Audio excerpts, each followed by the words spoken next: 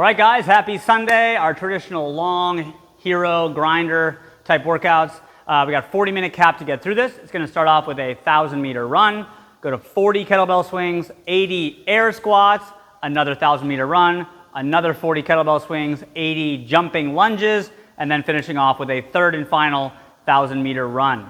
All right, so quick review of the kettlebell swing. So this should be something you're comfortable moving. You got to do 80 total reps for this, 40 at a time. All right, so when you pick this up, nice flat back, hinge at the hip, and then drive it up overhead.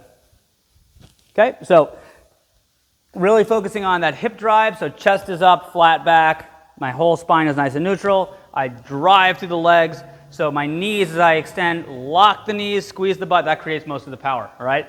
If you're just learning this, you can do what's called a Russian swing, so you just go into about eye level, okay?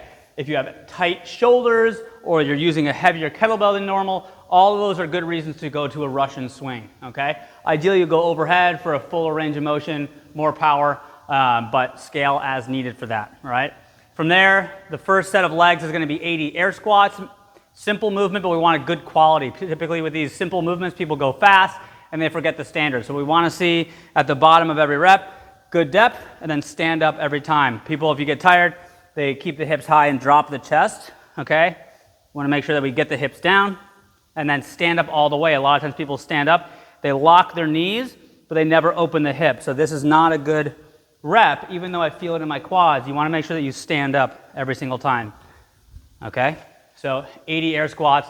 The second round through when you get there, instead of squats, it's going to be 80 jumping lunges. So remember for the lunges, we always talk about this. Start in your squat stance or shoulder width, okay? This gives you good stability, and you're going to tap the knee, explode up, and work through for 40 each leg, 80 total reps. If you need to, you can step. I don't care if you step forward or backwards. You can step back, all right, stand up, or you can step forward, and then stand back up, just chip away at it if jumping is hard for you today. So that's it, guys. See you next week.